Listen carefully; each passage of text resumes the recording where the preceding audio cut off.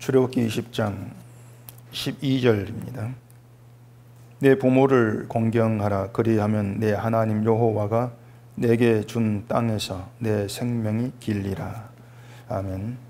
기도하겠습니다. 하나님께서 이스라엘에게 허락하신 10가지의 그 계명이 오늘 우리에게 무엇을 또 얘기하고 있는가를 알기를 원합니다. 이 계명이 담겨 있는 하나님의 뜻을 깨달아 알게 하시고 오늘 우리가 이 계명 속에 사는 것이 어떠한 것인가를 알게 해 주시옵소서. 예수님 이름으로 기도합니다. 아멘. 자, 5번째 계명이 부모를 공경하라 이겁니다. 이 5번째 계명부터 10번째 계명까지가 이제 사람에 대한 계명이다. 이렇게들 얘기들을 이제 많이 하는데 부모 공경부터 해서 살인, 간음, 도둑질 뒤에 나오는 이제 그런 내용들이 사람과 연결되어 있기 때문에 사람에 대한 계명 이렇게들 얘기하는데 그렇게 얘기해도 틀렸다고는 할 수가 없습니다. 근데 문제가 뭐냐면은 이 사람에 대한 계명이라고 하는 그 의미를 우리가 좀 이해를 잘 해야 된다는 겁니다. 왜 그런가 하면은 사람에 대한 계명 이렇게 얘기했을 때에 가장 먼저 생각을 하게 되는 것이 결국은 윤리와 도덕을 생각할 수밖에 없는 겁니다. 그러니까 부모 공경 5번째 계명부터 10번째 계명까지를 사람에 대한 계명 이렇게 얘기했을 때에 이 계명들이 이제 사람에 대한 도리를 지키는 그런 윤리와 도덕으로 흘러갈 가능성이 굉장히 크다는 겁니다. 그렇게들 이해할 수밖에 없어요. 결국 그 말이 뭐냐면은 이 성경이라고 하는 것이 인간관계에서 지켜야 될 어떤 도리, 그러니까 인간 사이에 있어야 될 윤리와 도덕 이걸 말하지를 않는데 그걸 얘기하지 않고 있는데 자꾸 이 성경에서 이제 그런 윤리와 도덕을 끄집어 내려고 한다는 거예요. 그게 왜 문제가 되는가 하면은 세상은 윤리와 도덕을 선한 것으로 생각을 합니다. 어릴 적부터 이제 그렇게 교육을 받아오죠. 윤리와 도덕적으로 사는 게 선한 거, 착한 거 이렇게 교육을 받아오는데 그런데 교회가 이제 그런 교육을 어릴 적부터 받아온 사람들이 모이는 게 교회예요. 어릴 적부터 세상 교육을 안 받은 사람들이 아니고 세상 교육을 받은 사람들이 교회로 함께 모여든단 말입니다. 그러다 보니까 그 교회도 자연스럽게 윤리와 도덕은 선한 거야. 그렇게 살아야 돼. 이제 이러한 어떤 인식, 그런 교육 속에, 그런 가르침 속에서 이제 그걸 갖고 모이게 되어진다는 것이죠. 윤리와 도덕은 착한 것이고, 그래서 성경도 선한 가르침을 얘기하니까 윤리와 도덕적인 그런 삶을 살 것으로 가르친다. 이렇게들 생각을 해버리는 겁니다.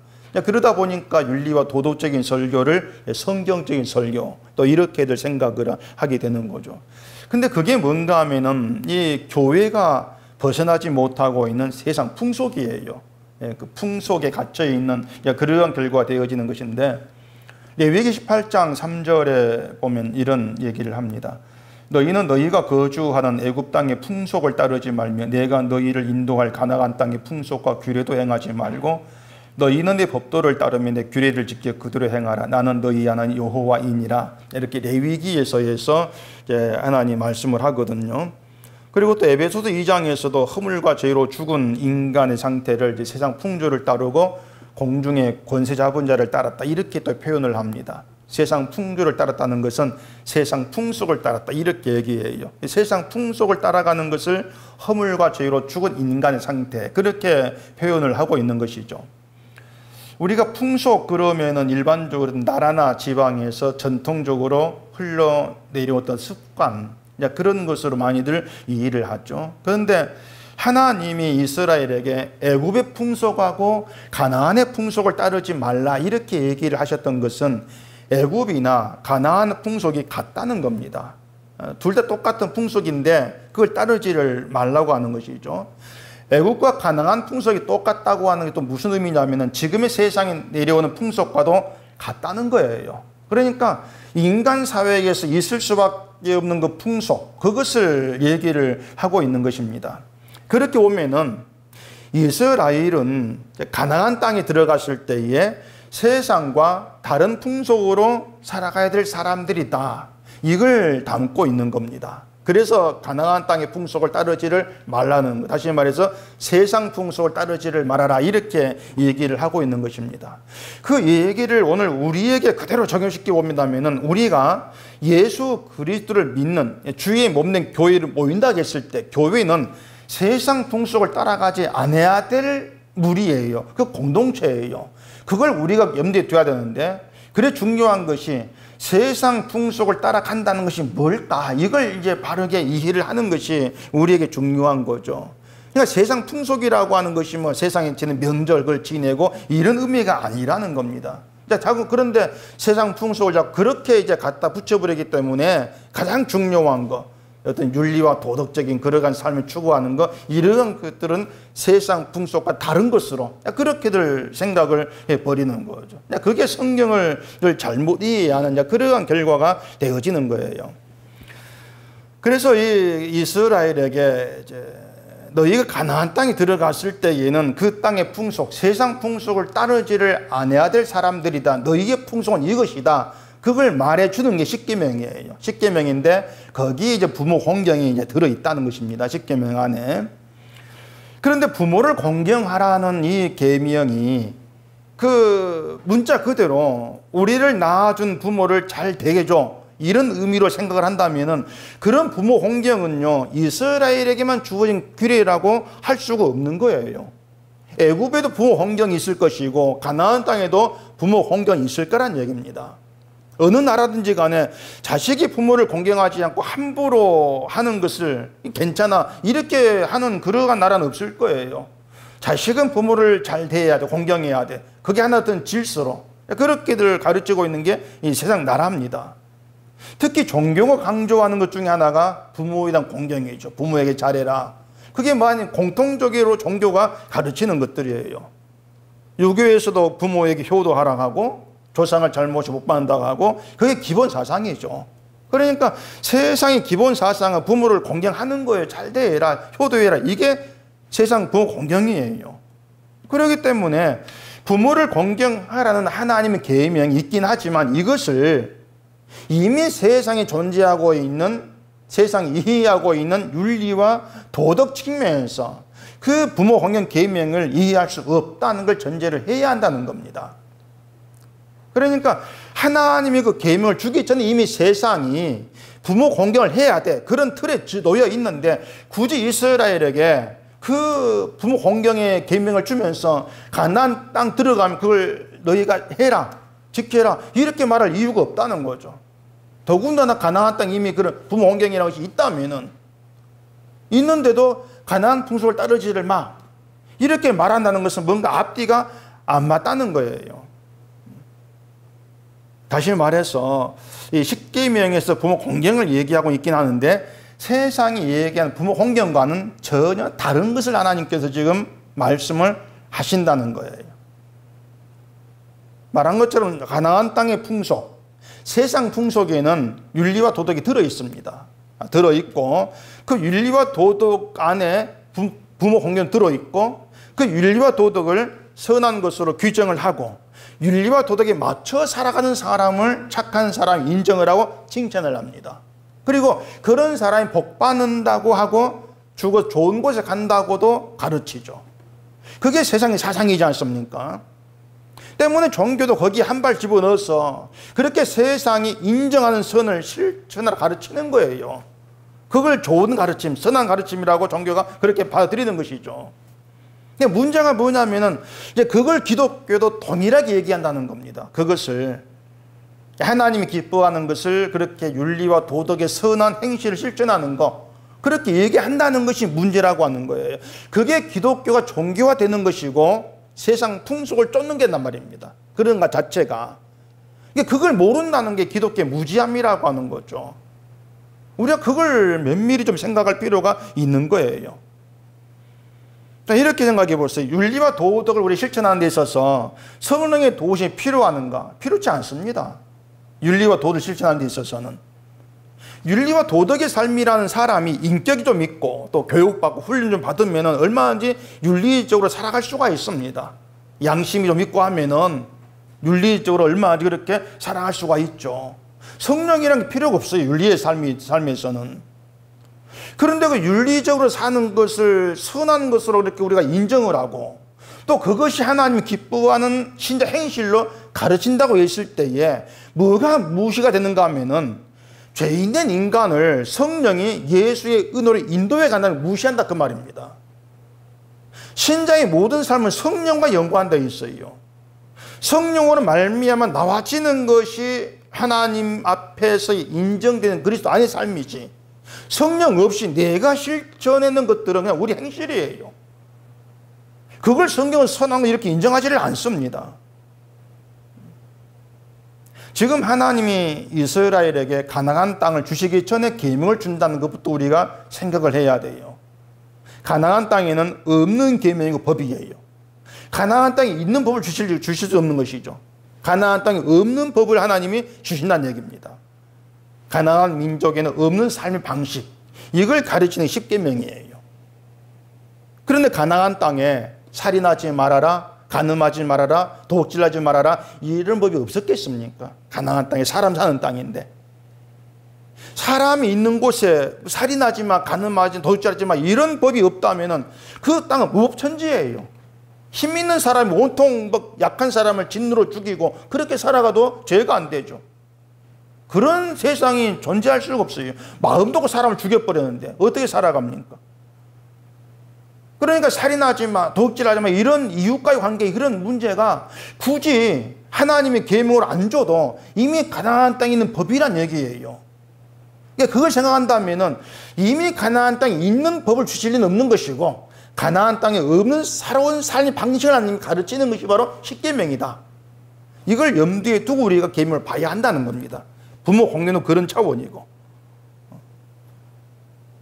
그래서 이 5번째 계명부터는요, 하나님이 굳이 지키라고 계명으로 주지 아니해도 인간에게 있는 양심과 또 사회 질서만 가지고도 얼마인지 부모를 공경해야 돼, 그리 생각할 것이고, 살인하지 아니해야 돼, 도둑질하지 아니해야 돼, 그리 생각하고 살아갈 거란 말이에요. 계명이 없어도. 그래서 우리가 알고 있는 단어의 의미로 계명 해석하면은 필히 윤리 도덕 수준의 해석이 나올 수밖에 없다는 걸 우리가 염두에 두셔야 돼요. 자, 12, 오늘 본문 다시 보십시다. 내 부모를 공경하라. 그리하면 내 하나님 여호와가 내게 준 땅에서 내 생명이 길리라. 여기에서 흔히들 생각하는 부모 공경이라고 하는 게 부모를 받들어 모신다, 이렇게들 인식을 하죠. 그게 공경이죠. 이걸 효도의 개념으로 이해를 하지 않습니까? 공경이라고 하는 말을 이제 그렇게 이해를 하게 되어지면은 하나님은 지금 부모를 잘 받들어 모시라, 연로하신 부모도 좀 잘 모셔라, 이런 계명을 주는 결과가 되어버린다는 얘기죠. 그럼 다시 말하지만 이스라엘에게 굳이 그런 계명이 필요 없다는 거예요. 부모에게 효도하지 않아도 된다는 것이 아니고, 가나안 땅에 들어갈 이스라엘은 애굽이나 가나안과는 새로운 공동체로 들어간다는 얘기입니다. 지금 새로운 공동체이기 때문에 새로운 질서가 필요하다는 거예요. 어린 양의 피로 인해서 죽음의 재앙에 살아난 새로운 공동체, 그 새로운 공동체가 되어서 가나안 들어간다. 그렇게 새로운 공동체는 세상 사고방식과 다른 방식으로 살아가야 된다. 그걸 십계명으로 가르치고 있는 거예요. 이스라엘이 광야에서 아주 수많은 원망과 불평을 보였잖아요. 그것으로 그들은 약속의 땅에 들어갈 자격이 없는 자라고 말씀을 드렸어요. 오히려 그들은 하나님께 심판을 받아야 될 존재라고 드러났습니다. 그런 원망과 불평을 통해서. 그런데 부모 공경이란 계명을 단지 부모를 잘 모시면 돼, 이러한 뜻으로 우리가 받아들이게 되어지면 결국은 그렇게 원망과 불평으로 심판받아 마땅할 그런 이스라엘이 결국은 가나안 땅에서 부모만 잘 모시면 하나님 준 약속 땅에서 오래 잘 살 수가 있다, 이런 의미가 되어버리는 거예요. 부모만 잘 모시면은. 그렇기 때문에 결국 부모에게 잘한다는 것으로 복받고 천국과 그것과 똑같이 되지 않겠습니까? 그게 종교란 얘기죠. 그런 것들이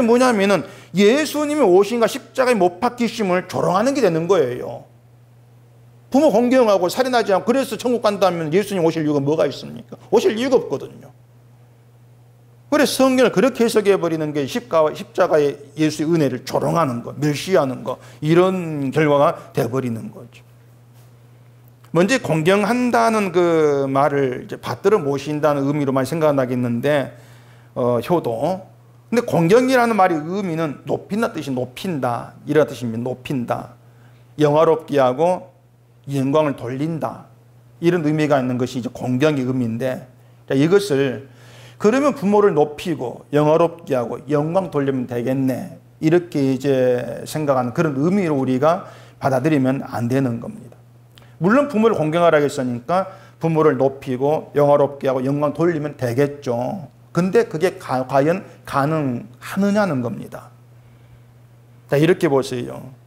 부모를 공경하라는 것은 부모는 공경받을 위치에 있다. 공경받을 존재, 그 뜻입니다. 부모는 높임을 받아야 되고 영화롭게 해야 되고 영광을 받아야 될 존귀한 자리에 있는 존재다. 그렇게 말을 해요. 그러면은 그러한 부모의 자격, 부모 위치가 변동이 있겠느냐? 변동이 없는 거예요. 무슨 말이냐면은 어떨 때는 내가 부모로서 공경할 만하고 어떨 때는 공경할 필요가 없고 이런 경우가 없다는 겁니다.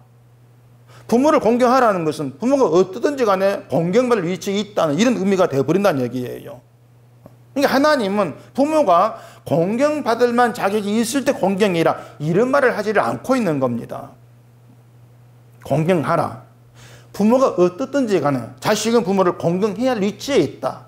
자식은 이걸 얘기하고 있는 것이죠. 자, 그러면 이걸 예를 들어 이렇게 보십시다. 아브람과 이삭의 경우인데, 아브라함이 하나님 말씀을 따라서 이삭을 제물로 바치려고 모리아 산으로 이삭을 데려갔습니다. 거기서 산에 가서 이삭을 묻고 제단나무 위에 놓고 이삭을 죽이려고 했습니다. 이게 정상적인 아버지의 모습은 아니죠. 우리가 생각한 정상적인 아버지는 하나님 말씀이라 해도 자식을 죽이라 하는데 거부하게 되어 있습니다. 아버지라면 내 자식이 중요한데 아무리 하나님 말씀이지만 어떻게 아들 죽이겠습니까? 말이 안 됩니다. 거부할 거란 말입니다. 자, 그러면은 이삭 입장에서 아브라함이 어떻게 생각되겠습니까? 하나님 말씀대로 한다고 자기를 죽이려고 한 아브라함이 이삭 입장에서는 어떻냐는 거예요. 아버지라는 사람이 자기를 죽이려고 해요. 제물로 바친다고 죽이려고 해요. 당연히 아니 아버지 어떻게 이럴 수가 있습니까? 반항하고 도망치려고 하는 것이 당연하죠. 당신 내 아버지 아니요. 반항한 게 당연하단 말입니다. 근데 성경에 이삭이 반항했던 내용이 없어요. 그냥 순순히 묶인 것 같아요. 자기가 제물로 지금 죽는 눈치챘을 것인데 그냥 묶이는 거예요. 이게 뭘 의미하는가 하면은 아버지가 나를 죽인다 해도 거기에 순종하게 되는 게 진정한 부모 공경이라는 거예요. 나를 죽인다 해도 부모는 자식에게 공경받을 위치에 있다는 겁니다. 그런데 그런 자식이 있느냐? 없어요. 그런 자식은. 자식들은 항상 부모를 내가 힘들 때 나를 도와줘야 되고 나를 사랑해줘야 되고 나를 책임져야 될 그런 존재로만 생각합니다. 부모에게 뭔가 아쉬운 것이 있고 도움받을 거 있으면 잘한 척하죠. 그러다가 또 아쉬운 거 없다 생각되면은 부모 생각 잡고 난 내 인생 산다고 하면 자기 일로 가지 않습니까? 그게 자식이에요. 만약 부모가 자식 힘들게 싶으면 원망하고 불평하죠. 그러니까 그런 부모 자식 관계에서 드러나는 것이 뭐겠냐 그 말입니다. 그게 야 자식이 못됐어 그냥 이걸 말하는 게 아니에요. 그런 부모 자식 관계에 드러나는 게 뭐냐면은 하나님과 이스라엘의 관계가 그대로 거기 담겨 있다는 겁니다. 그러니까 제가 지금까지 말한 부모 자식 관계에서 드러나는 모습들이 뭐냐면은 신자된 우리가 하나님을 어떻게 믿고 섬기냐 그 문제예요. 하나님이 내 아버지다. 내가 하나님 아들에게 있을 때 그럼 아들된 네가 하나님 어떻게 생기노? 그걸 얘기하고 있다 그 말입니다. 부모 공경에서. 그러니까 못된 자식의 그 습성 모습이 우리의 그들 담겨 있는 거예요. 자식은 부모로 인해 세상에 존재해야 합니다.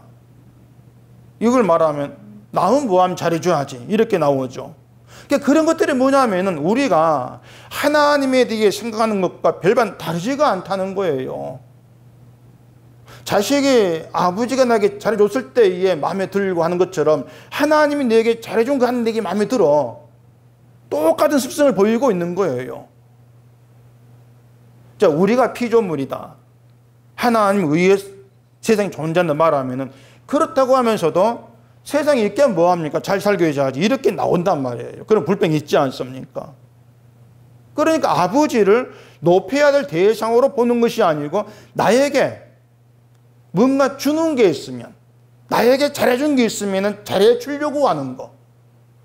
이게 마치 그 사람들이 하나님이 나에게 잘해준 게 있으면 잘 섬긴 척 하려고 하는 것과 똑같다는 말입니다.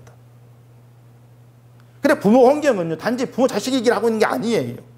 그 부모 자식 관계 속에서 너희가 하나님을 어떻게 섬긴 나를, 그걸 지금 보게 한단 말입니다. 하나님은 우리에게 높임 받아야 될 뿐이죠. 우리로 말하면 영광 받아야 될 뿐입니다. 우리는 어떤 경우에도 하나님을 높이고 존귀한 분으로 영광 돌려야 돼요. 어떤 경우에도. 근데 하나님께서 편히 살게 해주면 좋다 하고 힘들면 불평한다 그 말이에요. 자식이 아버지를 대하는, 자꾸 뭔가 얻어내려고 하는, 뭔가 바라는, 그것과 똑같은 모습을 보이고 있는 거예요. 결국에 이스라엘이 가나안 땅에 들어갔을 때에 부모를 공경하는가, 이러한 문제가 너희가 하나님을 하나님으로 섬기는가, 여기에 대한 답으로 드러나게 돼 있는 겁니다. 부모를 공경하지 않는 그 습성이라면 하나님을 공경하지 않죠. 부모를 공경하지 않는 그 본성 가지고 하나님을 공경할 수가 없는 거예요. 부모는 공경하지 않으면서 여호와를 공경합니다. 이건 가짜 거짓말 그 말입니다. 부모를 공경하지 아니한다는 것은 나에게 잘해준 것만 생각하는 것인데, 그런 습성 가지고 하나님을 내가 공경합니다, 아니라고 하는 것이에요. 그렇게 하나님을 공경하지 않는다는 것이 드러나게 돼 있다 그 말입니다. 그래서 부모 공경은 인간이 할 수가 없어요. 단지 잘해준 차원이 아니기 때문에.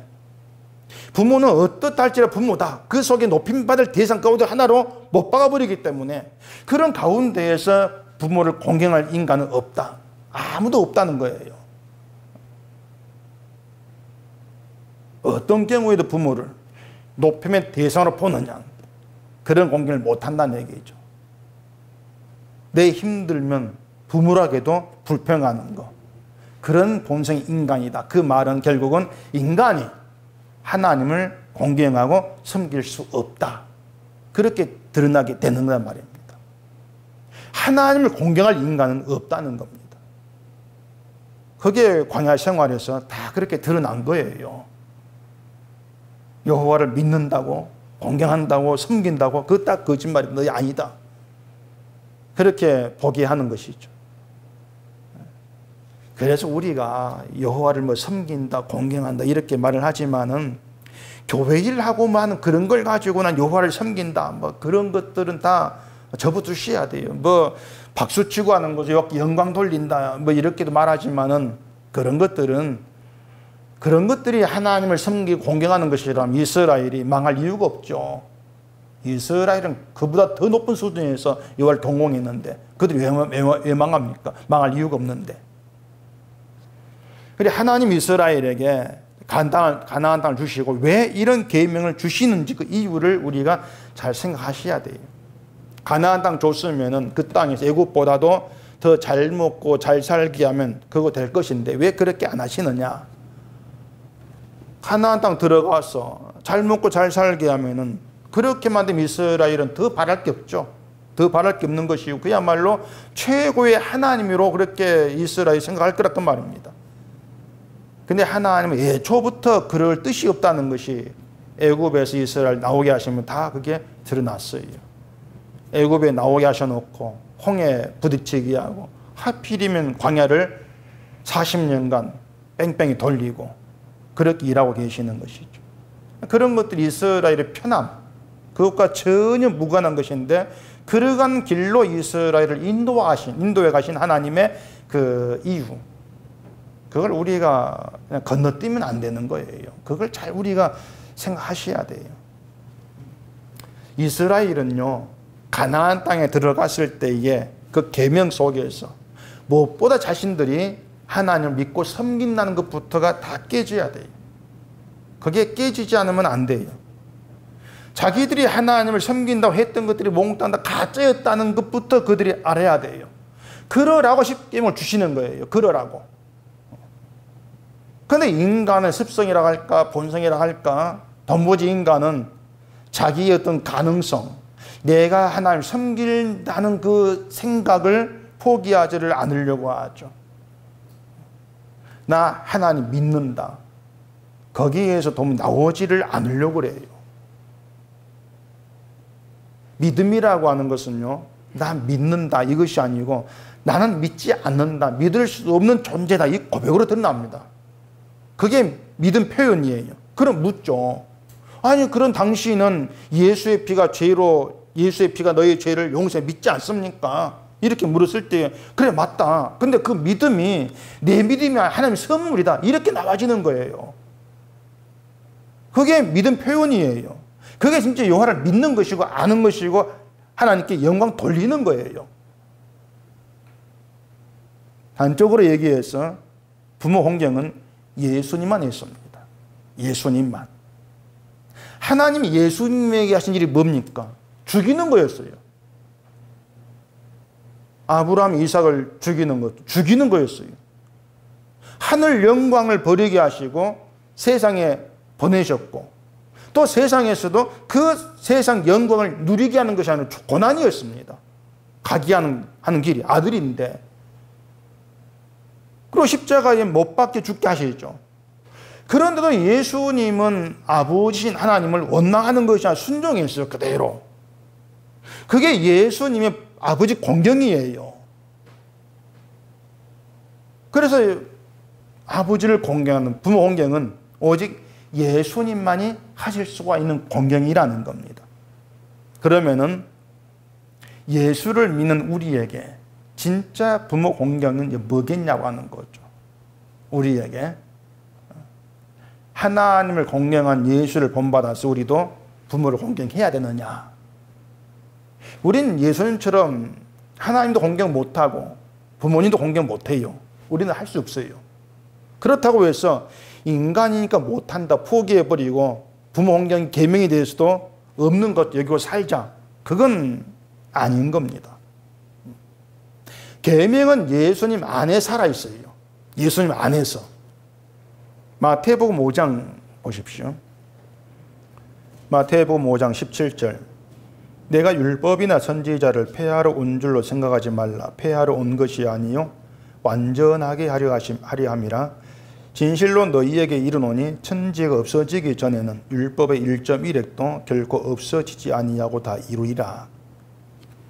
예수님이 이렇게 말씀하셨는데, 예수님이 오심으로써 이제 율법 필요 없다, 그래서 율법 폐지하신 것이 아니고 완전하게 되었다, 이렇게 말합니다. 완전하게 되었다. 예수님이 오심으로 율법이 완전해진 거예요. 때문에 율법은 예수 안에서 완전한 법으로 살아있어요. 그렇게 보셔야 돼요. 그 말은 부모 공경도 예수 안에서 완전한 법으로 살아있다, 그 뜻입니다. 예수 안에 살아있는 완전한 법이라고 하는 것은요, 우리가 지켜야 될 법이 아니라는 겁니다. 일단 자, 예수님만이 하나님을 아버지를 공경할 수가 있다, 이렇게 말했습니다. 따라서 부모를 공경하라, 이 법은 예수님이 오심으로 완전하게 됐어요. 이루어졌어요. 예수님으로. 그러면은 예수 안에 있게 된 신자와 법은 어떤 관계일까? 이걸 아셔야 되겠죠. 예수 안에 있는 신자와 법. 다시 말합니다. 하나님의 법은 폐지된 것이 아니고 완전하게 되었는데 예수 안에서 완전하게 되었다. 예수님이 율법을 다 이루었다, 그 뜻이에요. 그러면은 예수 안에 있는 신자의 율법은 더 이상 실천해야 될 계명은 아닌 거예요. 예수 안이라고 하는 것은, 신자가 예수 안에 있다는 것은 내 힘으로 이룰 수 있는 것은 아무것도 없다는 것이고, 그걸 믿는 것이고, 또 예수 안에서는 우리에게 네가 이걸 좀 해봐, 그런 요구가 없는 게 예수 아니에요. 그게 예수 안의 세계예요. 근데 우리가 말은 내가 주 안에 있습니다, 이렇게 말해놓고 내가 뭘 해야 됩니까? 이렇게 나온다면 그것은 예수 안이 뭘 말하는 것인지 모르는 것이고 예수 안에 있지도 않다, 그 뜻이 되는 거예요. 예수 안을 모르는 것이죠. 예수님 안에 있다면은 그 모든 것이 하나님이 보내신 예수 그리스도로 인해서 다 이루어진 완성의 나라에 내가 들어와 있다, 그 뜻입니다. 완성된 나라에. 그래서 예수 안에서 내가 부족합니다, 이게 통용되지를 않아요. 예수님으로 내가 완성한 존재로 그렇게 예수 안에 있는데 그 안에서 난 부족합니다, 아무 의미가 없어요. 하나님은 완전케 모든 걸 이루신 예수를 보시는 거예요. 예수를 보시고 우리를 구원하시는 것이지 우리를 보는 게 아니에요. 때문에 예수 안에서 내가 이것도 뭐 저것도 뭐 부족합니다, 이렇게 나오는 것 자체가 예수 안을 모른다, 예수 안에서 뭔가를 누리는 것이 모르는 것이다, 그렇게 얘기할 수밖에 없는 거예요. 그래서 예수 안에 있는 신자의 가장 좋은 것, 가장 귀한 것이 뭐냐면요, 저주의 존재인 나를 그 저주에서 건져내셨어요. 건져내시고 하늘의 영광된 생명을 누리게 하시는 은혜와 사랑이에요. 그게 주 안에 있는 우리에게 주어진 가장 좋은 거예요. 하나님의 은혜와 사랑이라는 것이. 그렇게 신자는 예수 안에서 그 은혜와 사랑이 하나님께로부터 왔다는 걸 알아요. 그것도 난 은혜와 사랑을 받을 자격이 없으면 알아요. 저존재니까 받을 자격이 없는데 예수의 피가 나의 모든 죄를 다 덮어버렸고 나를 거룩한 자가 되게 해서 그 은혜와 사랑을 누리게 해. 그게 예수 안 세계의 내용이에요. 그러니까 그런 알미 있는 신자, 예수 안을 아는 신자는요, 아버지인 하나님께로부터 모든 걸 받은 존재가 되는 거예요. 모든 걸 받아버렸어요. 부족함이 없는데 모든 걸 다 받았죠. 부족함이 없으니까. 그러니까 세상을 살아가면서 하나님이 따로 나에게 또 해줘야 될 것이 없는데 살아가는 거, 주 안에서는. 아들을 줬는데 그 아들로 거룩한 자가 되게 했고 저주의 건전에 생명 있게 했는데 또 뭔가 따로 받을 것이 뭐가 있겠습니까? 그보다 더 이상 넘칠 더 좋은 게 없는데. 그래서 주 안에서 신자는 나이 더 이상 받을 게 없습니다. 난 예수 그리스도의 전부이고 주님으로 됐습니다. 그 고백이 나와지는 게 정말 주 안에 있는 신자됨이 되는 거예요. 독생자 예수를 나에게 보내시고 십자가의 피를 죽게 하신 그것만으로도 난 모든 거 받았습니다. 난 그것으로 부족함이 없는 자입니다. 그렇기 때문에 현재 삶에 대해서는 이렇게 저렇게 말할 게 없습니다. 세상 기준 보면은 남들보다 적은 것도 많고 부족한 것도 많겠죠. 근데 주 안에 보게 되면 난 지금 현재 나에 이렇고 저렇고 할 말이 없습니다. 그렇게 나와지는 게 주 안의 신자예요. 전부가 받았으니까. 그래서 주 안의 신자 항상 기뻐 범사에 감사하는 거예요. 주 안에서는. 이게 아버지 하나님 높이는 것이고 하나님을 영광되게 한 공경이 되는 거예요. 그 모든 게 주 안에서만 가능하죠. 내가 여호와를 공경하겠습니다, 그렇게 우리가 마음 잡고 공경하려고 하는 것이 아니고 주 안에 내가 누린 게 뭡니까? 그걸 봐가면서 난 지금 예수 됐습니다.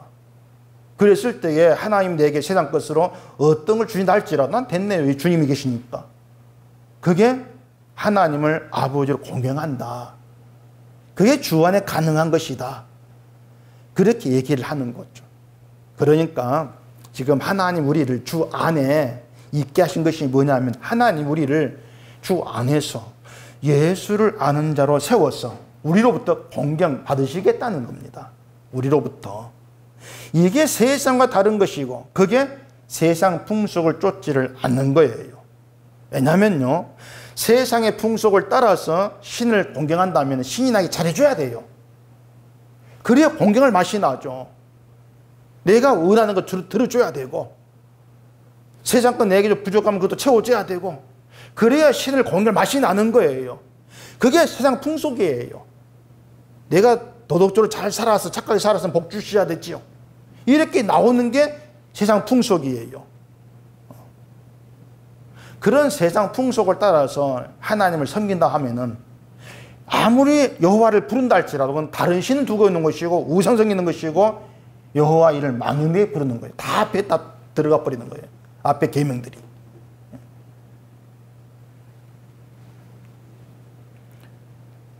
결국 세상에서 자식이 부모에게 보인 습성을 신을 섬기는 것에서 그대로 다 드러내고 있는 것이죠. 근데 주 안이라는 것부터가 세상과 다른 세계다.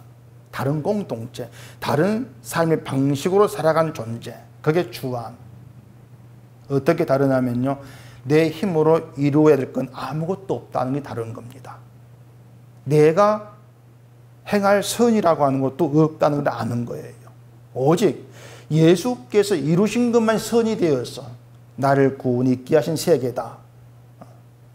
우리가 구세주로 믿는 예수님이 다 이루어놓으신 세계가 주 안. 그렇게 보는 게 주 안이죠. 그래서 주 안에서의 삶 방식은요, 주께서 다 이루었다는 걸 믿음으로 살아가는 거죠. 그래서 내가 보여야 될 선도 없는 것이고, 내가 뭔가 잘해가지고 복 받는 이런 방식도 없는 게 주 안이에요. 그게 세상과 다른 풍속, 세상과 다른 사고방식, 그게 주 안의 나라다. 그렇게 얘기를 하고 있는 것이죠. 그런 믿음에서 하나님을 높이고 공경하는 부모 공경의 의미가 나와지는 거예요. 그런 주 안에서. 그래서 부모를 공경하면 하나님 여호와가 내게 준 땅에서 내 생명 길리라 이 말씀도요, 오래 산다 그 뜻으로 해석하면 안 돼요. 부모를 공경하면 오래 산다 이렇게 말한다면은 세례 요한, 스데반 이렇게 일찍 죽은 것은 어떻게 생각이 되겠습니까? 이 사람들이 뭐 부모 공경 안 해서 일찍 죽었다 이렇게 되겠습니까? 생명이 길다고 하는 것은요, 목숨이 길다 이 뜻 아니에요. 여기서 말하는 생명, 날을 얘기해. 날을 의미합니다. 다시 말해 네 날이 길다 그 말입니다. 네 날이 길다. 그 길다는 것도 언젠가 끝나 이 뜻이 이런 의미의 길다 뜻이 아니에요. 만약 길다는 것이 100년 이렇게 말합시다. 그럼 110년 앞에 100년도 짧잖아요. 길다를 어떤 시간적으로 얘기하면 결국 뭔가 짧게 돼 있어요. 뭔가 상대적으로 보면은. 그래서 길다라고 하는 것은요, 끝이 없다는 의미에서 길다 이렇게 표현하고 있는 겁니다. 끝이 없어. 그런 의미의 표현을 해요. 부모를 공경하면 하나님이 주신 땅에서 생명이 길 건데 이스라엘이 부모 공경을 못해요. 이스라엘 열심과 힘으로는 생명이 길다. 그 말씀을 누리지를 못한단 말입니다. 뭔가 실천해가 안 돼요. 그건 우리도 똑같아요. 우리가 뭔가를 이루어 실천해가지고 네 날이 길다. 그러한 복을 우리가 누리지를 못해요. 그런 우리에게 예수님이 오셨다는 것이죠. 그래서 하나님 우리를 주 안에, 그 율법을 완전케 한 주 안에 우리를 있게 하심으로써 우리는 주 안에서 하나님이 우리에게 주신 예수 안에서 우리의 날이 길다는 은총을 누리는 겁니다. 예수 안에서 날이 길어요. 그러니까 날이 길다는 건 주 안에서 영원한 부활 생명의 날을 우리가 산다 그 뜻이에요. 주 안에서. 이게 지금의 우리에게 주어진 은혜고 복이에요. 주 안에 있는 신자에게 하루는요 그냥 날이 아니고요, 주 안에서 부활 생명의 영광의 날로 지내는 겁니다. 주 안에서. 그 날은 우리가 육신을 벗는다 해도 그 날은 끝나지 않고 계속되는 날이에요. 영원한 그날 안에 지금의 우리가 들어와 있다. 그게 신자의 복됨이죠. 은혜죠. 그게 신자이기 때문에 신자는 주 안의 세계, 하나님이 우리에게 주신 예수 그리스도 안이라고 하는 그 세계, 여기에 대한 이해만 제대로 우리 갖고 있다 할지라도 우리는 전부를 받은 자로 산다는 것이 뭔가를 알 수가 있는 것입니다. 예수로 전부를 받았다. 우리는 예수 안에서 살아갈 때, 사는 날 동안에 그 예수 안의 복과 은혜를 넉넉히 알아가는 것, 그게 우리가 말씀을 대하고 듣고 하는 이유가 되는 것이죠. 이 말씀 들으니 뭔가를 하자는 것이 아니고 예수 안에 주어진 그 넉넉함, 그 전부라고 하는 복을 우리가 알아갑시다. 그 의미가 담겨 있는 것입니다. 그렇게 했을 때 우리는 하나님께서 내게 이루신 것으로 감사하는 것이고 그게 하나님에 대한 공경으로 나타나게 되어진다. 이걸 늘 마음에 두시면서 하루하루를 주 안에서 복된 날로, 은혜의 날로 넉넉히 살아갈 수 있기를 바랍니다. 기도하겠습니다. 우리 아버지 하나님, 예수 안의 세계가 어떠한 것인가를 오늘 또 부모 공경의 말씀을 통해 생각합니다. 우리는 그 누구도 부모 공경이란 말씀을 이루어낼 수 없는 것이고 결국 이것은 우리가 하나님을 공경할 수 없는 자임을 드러내게 됩니다. 이러한 모든 것들이 주 안에서 주님이 이루심으로 인해서 우리의 그 모든 악함이 덮어지고 우리는 주로 말미암아 날마다 부활의 생명의 날을 살게 된 복됨 가운데 있습니다. 이 복과 영광님을 우리가 잃지 않게 하시옵시고 하루하루 주께 살아가신 날을 살아가면서 그 은혜를 알아가는 저희가 되도록 해주시옵소서. 예수님 이름으로 기도합니다. 아멘.